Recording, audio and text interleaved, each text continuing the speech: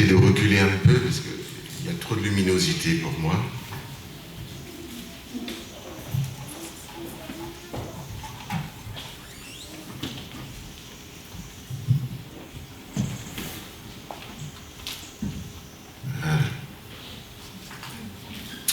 Beaucoup mieux. Voilà. Jean, chapitre 8, à partir du verset 1er. Jésus se rendit au mont des Oliviers, mais dès le matin, il retourna au temple, et tout le peuple vint à lui, et Jésus s'étant assis, les instruisait. Alors les scribes et les pharisiens amenèrent une femme surprise en adultère, et la plaçant au milieu, ils dirent à Jésus, « Maître, cette femme a été surprise en flagrant délit d'adultère. Moïse, dans la loi, nous a ordonné de lapider de telles femmes. Toi donc, que dis-tu » Il disait cela pour mettre Jésus à l'épreuve afin de pouvoir l'accuser. Mais Jésus se baissa et se mit à écrire avec le doigt sur la terre. Et comme il continuait à l'interroger, Jésus se redressa et leur dit que celui de vous qui est sans péché jette en premier la pierre contre elle. Et de nouveau, Jésus se baissa et se mit à écrire sur la terre. Quand ils entendirent cela, accusés par leur conscience, ils se retirèrent un à un, depuis le plus âgé jusqu'au dernier. Et Jésus resta seul avec la femme qui était là au milieu. Alors Jésus s'adressa à cette femme et lui dit, « Femme, où sont-ils passés ceux qui t'accusaient? Personne ne t'a-t-il condamné ?» Elle répondit, « Mais il n'y a personne, Seigneur. » Jésus lui dit, « Moi non plus, je ne te condamne pas, va, et désormais ne pêche plus. » Amen. Je ne te condamne pas non plus, va, je te renvoie libre, mais désormais ne pêche plus. La Bible ne dit pas grand-chose à propos de cette femme qui a été surprise en flagrant délit d'adultère. Son nom, son âge, son domicile, est-ce qu'elle fait partie des Israélites ou est-ce qu'elle fait partie des païens comme les Samaritains? Mais nous ne savons rien. La Bible ne dit absolument rien à ce sujet et cela permet que nous pouvons nous identifier à cette femme. Son histoire montre de façon claire, concrète, comment Dieu, le Dieu de la Bible, a décidé de tourner la page et de faire table rase sur son passé mauvais. Cette histoire, son histoire, l'histoire de cette femme prise surprise en flagrant délit d'adultère, montre et démontre bien de façon claire, nette et précise comment le Dieu de la Bible fait grâce, fait miséricorde et tourne la page sur le mauvais passé de notre humanité, mais sur le mauvais passé aussi de chacun d'entre nous en particulier. La Bible dit, il n'y a plus de condamnation pour ceux qui sont en Jésus-Christ. Jésus-Christ, c'est lui le Dieu de la Bible. C'est lui le Dieu véritable et la vie éternelle. Et il n'y a plus de condamnation pour tous ceux et celles qui croient en Jésus, pour tous ceux et celles qui s'en remettent à sa grâce, qui s'en remettent à son pardon. Et c'est parce qu'il n'y a plus de condamnation que tout peut changer dans notre relation avec Dieu. Alors que dès le matin, Jésus instruisait le peuple dans le temple, la Bible nous montre et nous dit que les autorités religieuses de l'époque sont entrées à grand bruit dans le temple. Ils interrompent l'enseignement de Jésus. En fait, la scène est très choquante. Ils poussent devant eux une femme qu'ils ont prise en flagrant délit d'adultère. Et selon leur loi, ce délit doit être puni et conduire la coupable, cette femme donc, sans procès, à la peine capitale. Elle doit être lapidée. Elle est placée, écoutez bien, devant Jésus. Elle est placée au milieu du peuple, non seulement pour qu'on puisse l'humilier davantage, mais aussi pour que tous les nombreux témoins de la scène qui se trouvaient dans le temple constatent, entendent et voient ce que Jésus va faire et surtout qu'ils entendent le verdict de Jésus. Ces chefs religieux, ces autorités religieuses sont si sûrs d'avoir trouvé enfin le moyen de piéger Jésus et de le discréditer aux yeux de tous. Publiquement, ils vont mettre Jésus en contradiction avec son enseignement et aussi avec leur loi, avec la loi qu'ils vénèrent et qu'ils appliquent de façon aveugle. Quelle triste situation, mais aussi quel drame pour cette femme. La Bible ne dit pas grand-chose non plus sur sa vie. A-t-elle des enfants? A-t-elle été poussée par la pauvreté dans cette vie déréglée? Est-ce qu'elle s'est prostituée pour nourrir sa famille? Ça vous choque, hein? Écoutez, un jour, j'étais encore célibataire et ma mère a emmené une de ses amies à la maison. Son amie était chrétienne. Et on était tous à table avec ma famille et on m'a demandé de rendre grâce pour prendre le repas. J'ai rendu grâce et je ne sais pas, je ne me rappelle plus exactement ce que j'ai formulé dans ma prière, mais je suis sûr et certain d'avoir prié pour l'inviter. À la fin de la prière, nous étions tous à table, hein. On avait faim, on allait manger. D'un coup, cette femme, il éclate pas en sanglots devant nous. Vous savez, quand vous avez faim, vous allez manger, et puis quelqu'un, surtout l'invité, pleure. Oh, d'un coup, tout le monde n'avait plus faim.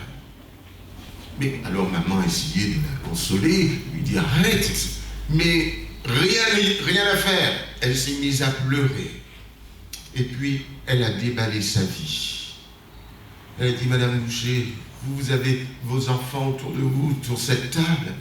Mais moi, pour nourrir mes enfants, avec un père indigne et un mari indigne, parce que son mari était un ivrogne, un alcoolique, il a perdu sa dignité d'homme, de mari, de père de famille. Et elle, comme elle était dans la pauvreté, pour nourrir sa famille, elle s'est prostituée. Jusqu'à ce qu'elle entende l'Évangile. Et alors qu'elle nous racontait cela, d'un coup dans mon cœur, a retenti une parole. J'ai dit, ma sœur, puisqu'elle était une chrétienne, je lui ai dit, arrêtez de pleurer. Vous savez que la Bible dit que celui ou celle qui est en Christ, il est une nouvelle créature, que les choses anciennes sont passées et que les choses sont devenues nouvelles. Ce n'est pas à nous de rentrer dans notre passé, de tout dévoiler comme cela. Et d'un coup, elle a arrêté de pleurer, elle m'a regardé, elle a essuyé ses yeux, elle est allée se mouiller un peu le visage, et merci Seigneur, le repas s'est terminé bien. Amen. Cette femme, nous ne savons rien, pas grand-chose d'elle. Nous ne savons pas non plus, nous ne savons rien de l'homme avec qui elle a été surprise en adultère. Vous savez, en ce temps-là, les hommes s'en sortaient toujours. La femme paye tout, et bien plus encore. Je me demande si aujourd'hui c'est pas encore pareil. Il n'y a rien de nouveau sous le soleil. La Bible ne dit rien à propos aussi des conséquences de cet adultère? Était-elle une femme dévalorisée dans son foyer? Était-elle une femme délaissée? Était-elle une femme battue? On ne sait pas ce qui se passe dans les foyers. Mais Dieu voit tout. Était-elle une femme trompée? Était-elle une femme frivole, libertine? Était-elle une femme volage? Ou a-t-elle été piégée? Autant de questions qui resteront sans réponse. Cette histoire pose d'ailleurs pas mal de problèmes, puisque c'est l'évangile de Jean est le seul évangile qui nous rapporte cette histoire. Et les premiers chrétiens ont dû se trouver dans l'embarras face à cette histoire qui va, écoutez bien, très loin dans la grâce de Dieu. Jésus est en face d'une situation critique qui demande une condamnation sans appel. D'ailleurs, l'accusée elle-même ne dit rien pour sa défense. Elle ne tente même pas de se justifier et son silence est comme un aveu. Son silence est comme une confession. Elle sait que sa condamnation est imminente. Elle voit la mort en face. Elle sait qu'elle ne s'en sortira pas vivante de toute cette affaire. Elle va mourir. Et cette mort est terrible, puisqu'elle va recevoir des coups de pierre, des coups de galet. Déjà, un coup de galet fait mal. Mais là, elle va recevoir des coups de galet jusqu'à ce que mort s'en suive. Que va faire Jésus? La juger et la condamner selon la loi, ou la juger et l'acquitter selon la grâce? Dans le temple, personne ne bouge, comme vous là ce matin. Dans le temple, l'atmosphère est électrique, l'atmosphère est tendue. Un silence de plomb règne sur toute l'assistance. Et les yeux sont braqués sur Jésus. Jésus est soupçonné de mépriser la loi. Jésus est suspecté d'avantager les gens au détriment de la loi. Jésus, ce matin-là, dans le temple, se trouve confronté à un véritable dilemme, à un redoutable dilemme. Si Jésus libère cette femme, et si Jésus dit non à la lapidation, alors le soupçon est bien confirmé. Jésus est celui qui méprise bel et bien la loi. Le peuple sera outré. Et les hommes, les hommes vont être révoltés parce qu'ils redoutent l'égalité homme-femme. Ils craignent que les femmes puissent avoir les mêmes droits que les hommes, savoir tromper leur mari sans redouter, sans avoir peur des représailles. Ça, c'est si Jésus libère la femme et dit non à la lapidation. Mais si Jésus dit oui à la lapidation et que Jésus condamne cette femme, alors il est en train de trahir son enseignement. Il est en train de publiquement se discréditer. Il est en train de se contredire publiquement parce qu'il a dit à tous, en parlant de lui, le Fils de l'homme, je suis venu chercher et sauver ce qui était perdu. Que va faire Jésus? Tout a été bien calculé par ses autorités religieuses. Tout a été bien monté, ficelé. Le dossier était là, bien monté, pour que Jésus et cette femme soient condamnés, pour que Jésus et cette femme ne s'en sortent pas. Et d'ailleurs, cette fois-ci, le faiseur de miracles, cette fois-ci, le célèbre rabbin, ne pourra pas s'en sortir. Et il se frottait les mains. Les chefs religieux sont inflexibles quant à la loi. Un crime a été commis contre leur loi. Entendez-leur dire, Maître, tu sais, toi, notre loi, dans la loi, Moïse nous a ordonné de lapider de telles femmes. Toi donc, est-ce que tu es d'accord avec cette prescription? Que dis-tu? Mais, au fait, que dit la loi? Tu peux le... Je vais vous lire ce que dit la loi. On peut l'afficher dans Lévitique, chapitre 20 et le verset 10. Merci. Je te remercie, ma collègue. Lévitique, chapitre 20 et le verset 10. Je le lis. Si un homme, ça commence bien par cela, à la femme, si un homme commet un adultère avec une femme, si cet homme commet un adultère avec la femme de son prochain, l'homme tout d'abord et la femme ensuite, adultère, tous les deux seront punis de mort. Mais parfois, on dirait qu'on n'entend pas bien, on ne comprend pas bien. Les enfants sont comme ça, il faut tout le temps répéter, jusqu'à ce que ça rentre. Le Seigneur aussi nous connaît, alors il va répéter. Dans Deutéronome, chapitre 22, le verset 22. Que dit Deutéronome, chapitre 22, verset 22, puisqu'ils évoquent la loi? Si on trouve un homme, et pas une femme là, si on trouve un homme couché avec une femme mariée, ils mourront tous les deux. L'homme tout d'abord, premièrement, l'homme tout d'abord qui a couché avec la femme, et la femme aussi, et Dieu dit à Moïse, tu ôteras ainsi le mal du milieu d'Israël.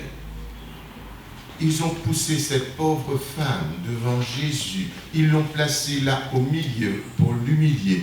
Mais où est l'homme s'ils évoquent la loi? Où est l'homme qui doit être lapidé en premier? Devant cette scène tragique, Jésus est ému de compassion pour la femme. Elle a si peur, elle tremble, elle sait qu'elle ne va pas s'en sortir vivante de là. Mais non seulement Jésus a de la compassion pour cette femme, mais Jésus est surtout horrifié et peiné par la dureté et l'hypocrisie de ces hommes, de ces provocateurs surexcités. Ces hommes, sans cœur, sont insensibles à la souffrance qu'ils vont causer. Jésus garde le silence. Tous les yeux sont braqués sur lui. C'est en vain que Jésus a essayé, a espéré que les accusateurs de cette femme rentrent en eux-mêmes, prennent conscience de leur méchanceté et de leur fourberie. Ces hommes étaient trop occupés à savourer enfin leur victoire sur le Christ. Jésus, étant baissé, écrivait sur le sol. Ne cherchez pas qu'est-ce que Jésus écrivait sur le sol. La Bible ne dit pas. Allez, cherche pas. Il y en a qui coupent les cheveux en 4, en 8, en 9 pour savoir. Bon sang, c'est pas ça ce qui est le plus important. Si la Bible ne dit pas, c'est parce que c'est pas important. Les docteurs de la loi, ces hommes religieux, profitent du silence de Jésus pour le harceler davantage. Et devant leur insistance, alors Jésus se lève et leur dit que celui de vous qui est sans péché jette en premier la pierre contre elle. Dans l'assistance, dans l'auditoire, c'est la stupeur. Tout le monde On ne s'attendait pas, personne ne s'attendait à une telle parole. Le silence est total dans le temps. Vous savez, comme vous regardez un match de tennis, là, quand la balle court d'un côté et l'autre, les têtes tournent. Alors tous les yeux sont braqués sur Jésus d'un coup. Les yeux se braquent maintenant sur les docteurs de la loi, ces hommes religieux qui croient tout connaître. Voyez-vous, par ces paroles, par cette parole, que celui de vous qui est sans péché jette en premier la pierre contre elle, par cette parole, Jésus semble prendre leur parti et condamner la femme, mais à la seule condition que ces chefs religieux, que ces autorités religieuses dévoilent publiquement qu'ils n'ont jamais transgressé la loi. Que celui de vous qui est sans péché jette en premier la pierre contre elle. Cette phrase, cette parole de Jésus semble prendre prendre parti, prendre leur parti et condamner la femme, mais à la seule condition que ces autorités religieuses qui accusent cette femme disent ouvertement qu'ils n'ont jamais commis, ne serait-ce qu'une seule fois, une faute contre la loi qu'ils sont en train de vénérer. Car la Bible déclare, quiconque observe toute la loi, mais pêche contre un seul commandement, devient coupable de tout. Écoutez, quand vous êtes en train de conduire et vous voyez un panneau limité à 50, ah, c'est pas bon, moi il est trop pressé, mais vous le sentez. C'est pas contre le panneau que vous avez enfreint, c'est contre tout le code de la route. Et qui n'a jamais commis une seule faute contre la loi? Jésus ne le regarde plus, Jésus se baisse de nouveau et continue d'écrire avec son doigt sur la terre. Jésus place chaque personne présente face à sa conscience. La femme qui est accusée, les accusateurs de cette femme, les témoins de la scène qui étaient là dans le temps, et nous. Parce que lorsque nous nous retrouvons devant la parole de Dieu, Dieu demande à ce que nous prenions position aussi. Et le verdict de Dieu sur chacun d'entre nous est formel. Tous ont péché, sont privés de la gloire de Dieu. Il n'y a point de juste, pas même un seul.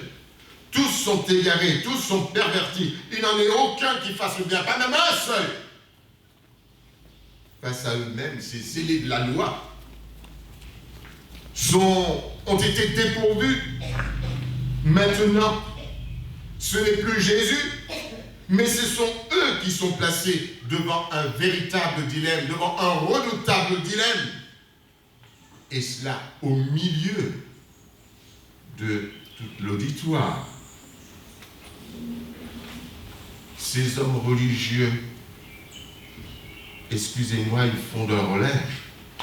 Ils ont peur d'être publiquement dénoncés par quelqu'un de la foule ou par Jésus lui-même.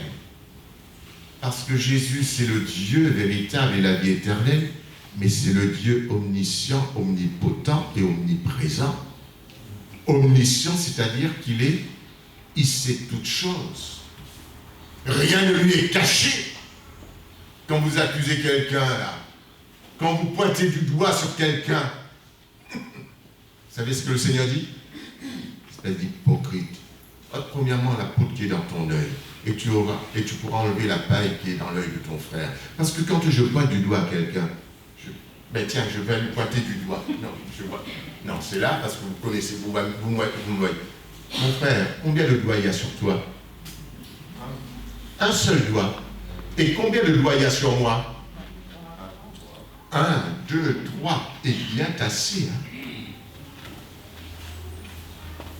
N'essayons pas d'accuser qui que ce soit.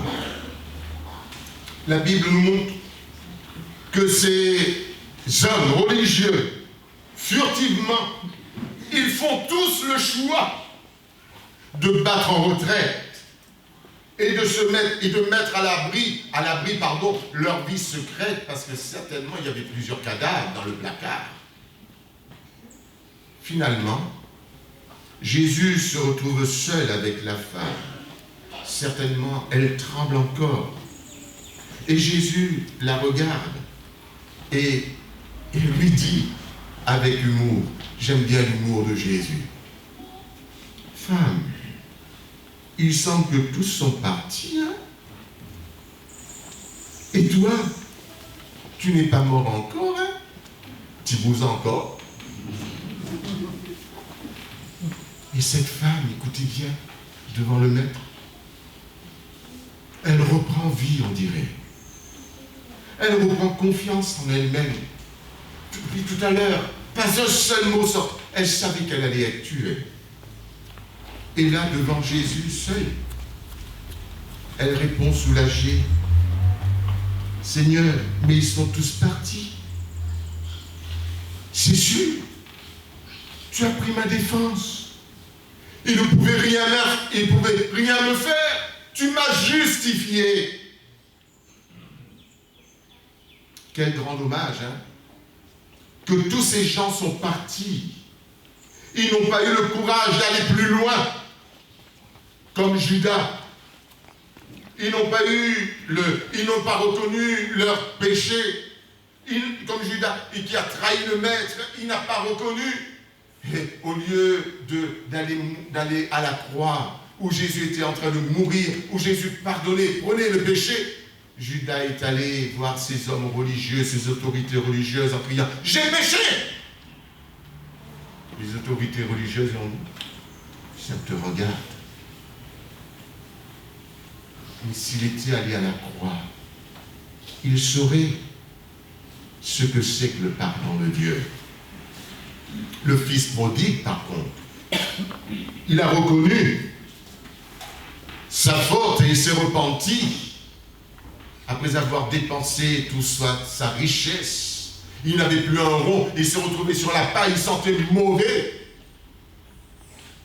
Et il a réfléchi, mais les serviteurs ont du pain en abondance chez mon père, et moi je suis ici et je meurs. Je retourne vers mon père et je lui dirai, Père, mon père, pardonne-moi parce que j'ai péché contre le ciel et contre toi. Je ne suis pas digne d'être appelé ton fils. Et écoutez bien, le papa ne l'a pas accusé. Il y a longtemps que le papa attendait le bras ouvert.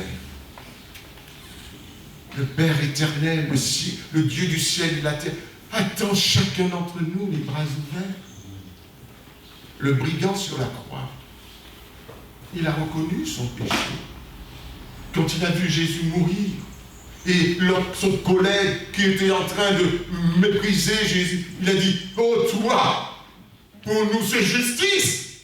Nous recevons ce qu'ont mérité nos crimes, mais lui c'est innocent, il n'a rien fait. » Et à l'heure ultime, même à cette heure ultime où il allait passer de vie à trépas, comme quoi, quand vous êtes devant quelqu'un qui va mourir, même dans cette heure extrême, cette personne peut être sauvée.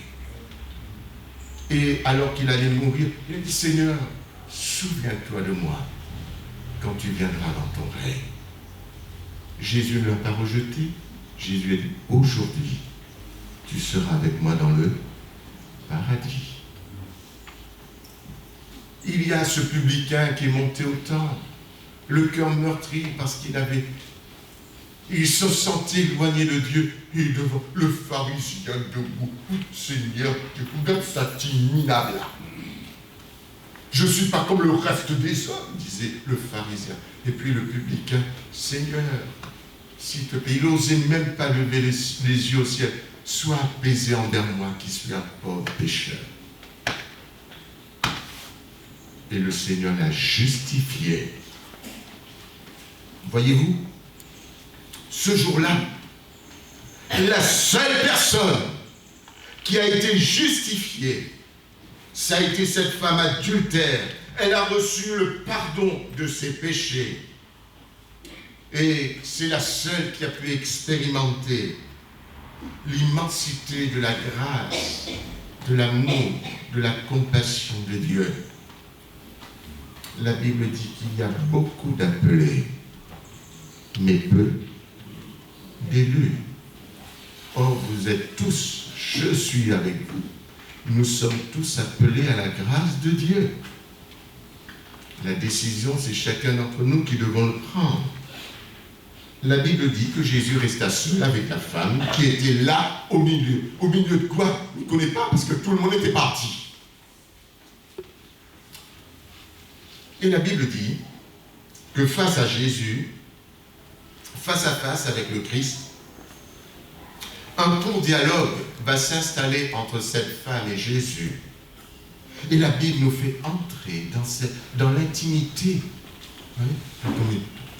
La Bible nous fait entrer dans l'intimité qui se passe entre cette femme et Jésus, pour que nous puissions voir la grandeur et l'immensité de l'amour de Dieu, de la miséricorde de Dieu, de la compassion et de la grâce de Dieu pour les perdus.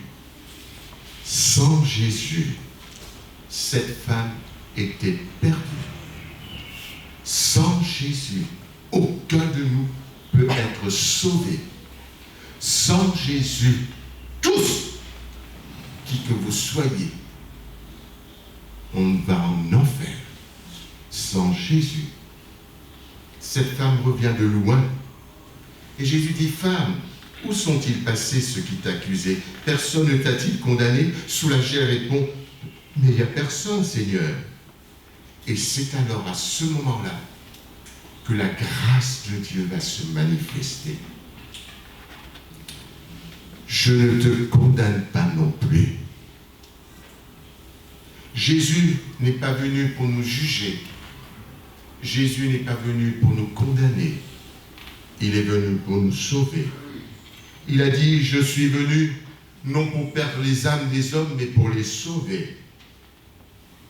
Le seul, ce jour-là, qui pouvait lancer la première pierre sur cette femme, ne l'a pas fait.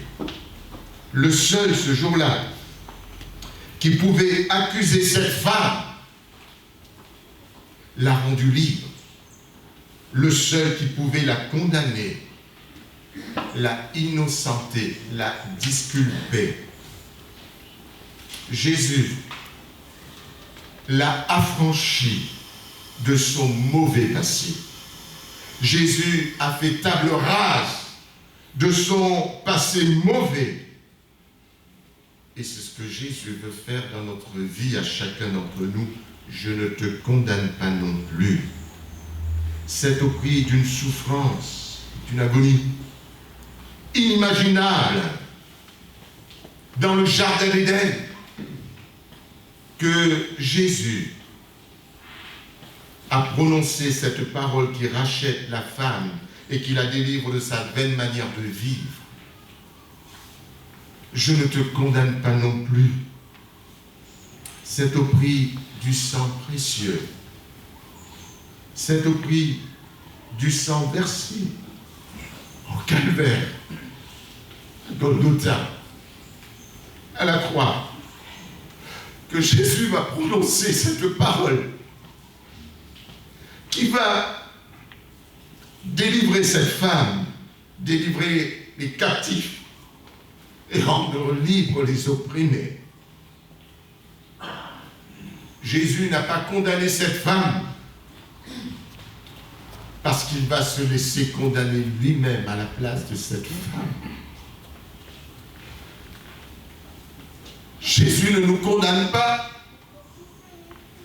parce qu'il va se laisser condamner à notre place, à la croix, au calvaire.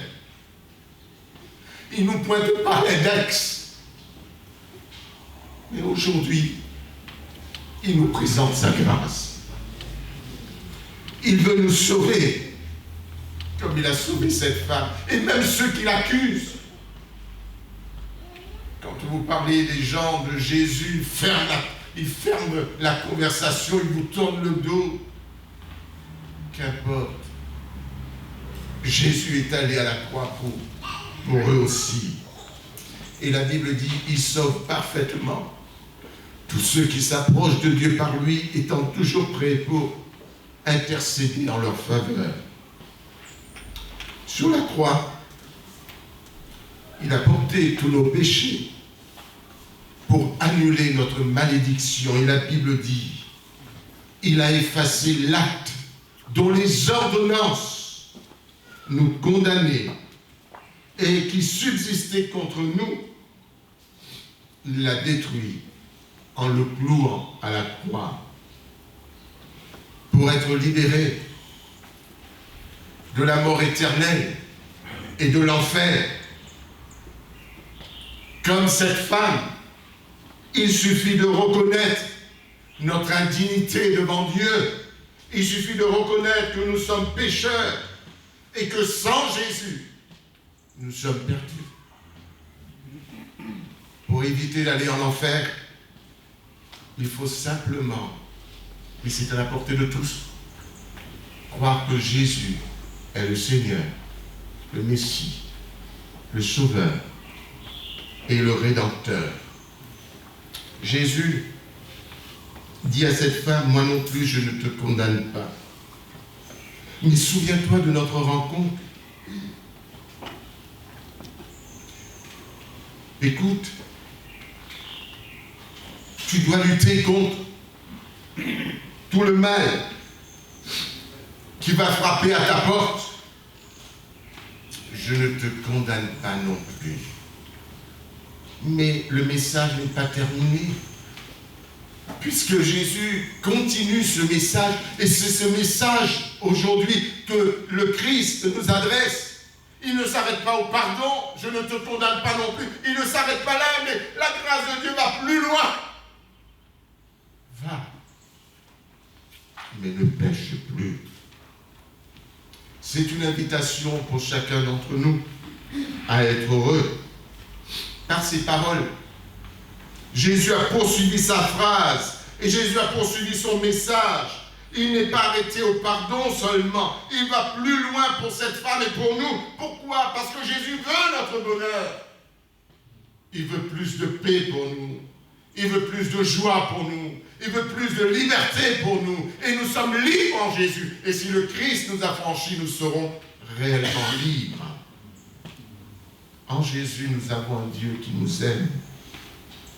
La grâce. Et écoutez bien les chrétiens.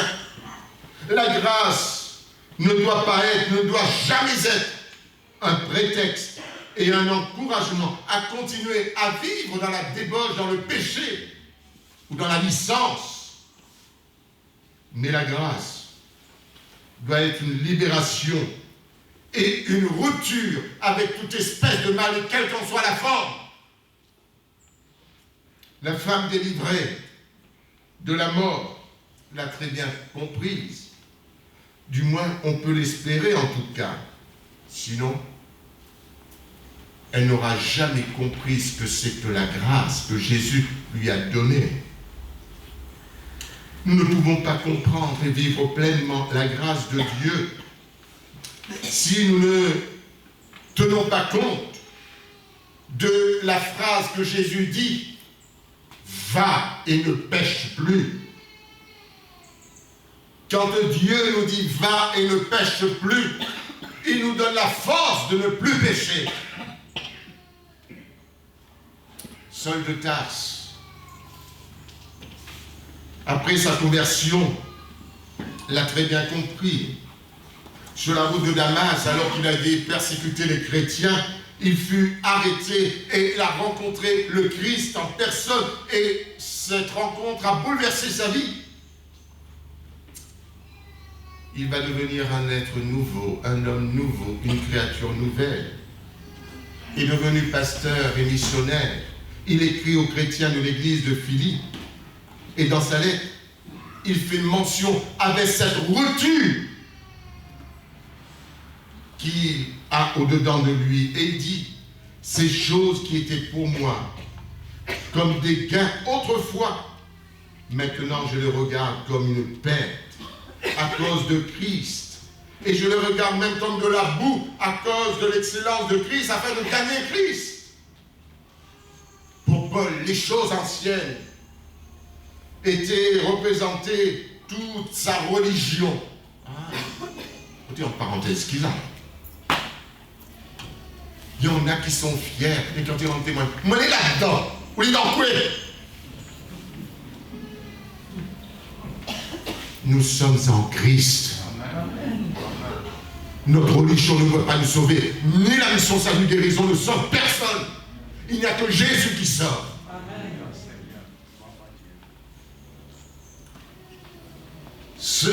Sa fierté de l'apôtre Paul, de Saul de Tarse, c'était sa religion, c'était sa justice devant Dieu, par lui-même et par ses œuvres.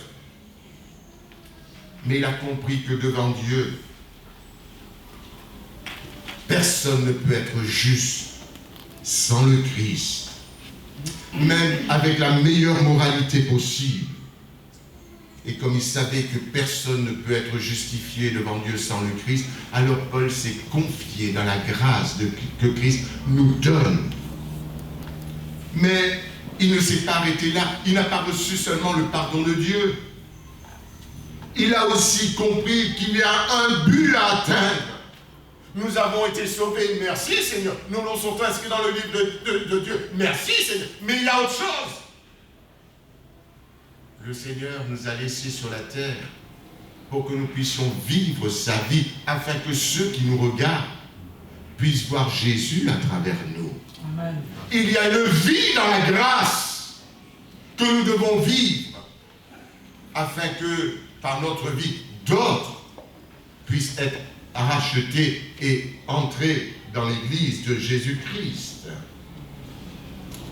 Paul savait qu'il avait un but, une vie nouvelle à vivre dans la grâce maintenant qu'il est l'enfant de Dieu. Il sait très bien que le péché, l'orgueil, toute sa prétention qu'il a laissée derrière lui, le diable ne va pas nous laisser tranquilles. Il va user de plus en plus de ruses et il va faire intrusion dans notre vie, dans la vie des chrétiens, pour nous nuire et pour nous détruire. La Bible dit que le péché se couche à ta porte. Toi, domine sur lui. La Bible déclare, ne donnez pas accès au diable, nous savons dans quel temps nous sommes. Ceux qui vivent d'une façon délibérée ou d'une façon insouciante, vivez. Vous en serez surpris, parce que notre monde est mûr pour la condamnation. Jésus a dit, veillez et priez, afin que vous ne tombiez pas en tentation, parce que l'esprit est bien disposé, mais la chair est faible. La Bible dit que le diable rôde comme un lion rugissant, cherchant qui il va dévorer. Résistez-lui avec une foi ferme, sachant, écoutez bien, que les mêmes souffrances sont imposées à nos frères et sœurs dans le monde. Si nos frères et sœurs dans le monde peuvent résister, nous aussi nous pouvons résister. Et la Bible dit, le Dieu de la grâce vous perfectionnera lui-même, vous affranchira, vous fortifiera et vous rendra inébranlable. Pour nous encourager, sous l'inspiration de la grâce, Paul va déclarer, je suis persuadé, ça c'est merveilleux, je suis persuadé que celui qui a commencé cette bonne œuvre en vous la rendra parfaite pour le jour de Christ. La grâce, nous avons reçu la grâce de Dieu. Mais la grâce que nous avons reçue de Dieu ne nous met pas au-dessus des autres. Comprenez bien? Nous sommes sauvés par grâce, mais nous ne sommes pas meilleurs que les autres. La Bible déclare que celui qui est debout prenne garde de tomber. Le fait que nous ayons la grâce de Dieu ne nous amène pas à pointer du doigt les autres. Gardons-nous de les juger, gardons-nous de les condamner. Ceux qui tombent, ceux qui chutent, même pire, si vous savez que quelqu'un a tombé, tendez-lui la main. Parce que c'est notre responsabilité. Un jour, leur sang nous sera redemandé. Tendez-lui la main en disant, si tu veux venir à Jésus, tout peut être pardonné. Et tout peut être recommencé à nouveau. Vous savez, réfléchissons constamment que nous aurons toujours besoin de la grâce de Dieu. Si je suis debout, croyez-moi, c'est à cause de la grâce de Dieu. Je ne peux pas parler pour vous, moi. Si je suis encore pasteur, c'est à cause de la grâce de Dieu. Combien de fois j'ai voulu arrêter? Mais Dieu m'a soutenu et il m'a fait grâce. Et c'est pour cela que je suis devant vous ce matin. Et je termine en disant, voici ce que la Bible dit. C'est par grâce que vous êtes sauvés, par le moyen de la foi en Jésus-Christ. Ça ne vient pas de vous, mais c'est le don de Dieu. Et puisque nous avons reçu la grâce de Dieu, gardez-vous de cracher sur cette grâce en faisant n'importe quoi, de façon à ce que le nom de Jésus soit méprisé. Vous savez ce que c'est que chrétien? Ce que ça veut dire? Chrétien, c'est petit Christ. Nous sommes des petits Christ. Et même si on nous regarde comme petit saint, mais le Seigneur m'a justifié. Oui, je suis saint. Mais pas le petit saint. Je suis saint. Gardons-nous de nous mépriser les uns les autres. Si nous avons sauvés, c'est pour que nous puissions vivre encore dans cette grâce. L'heure vient où la nuit vient, où personne ne pourra plus, au son d'une trompette. La Bible dit que les morts en Christ ressusciteront et nous, les vivants, nous serons transformés et ensemble nous partirons pour la gloire. Nous sommes le sel de la terre. C'est maintenant le sel de la terre. Jésus a dit, je suis la lumière du monde. Mais vous êtes la lumière. Nous sommes la lumière du monde. Gardons-nous de mépriser la grâce de Dieu, de cracher sur la grâce de Dieu. On nous demandera des comptes. Le Christ nous demandera des comptes. Que celui qui a des oreilles pour entendre, entend. Église de Saint-Pierre, pouvons-nous nous mettre debout devant Dieu?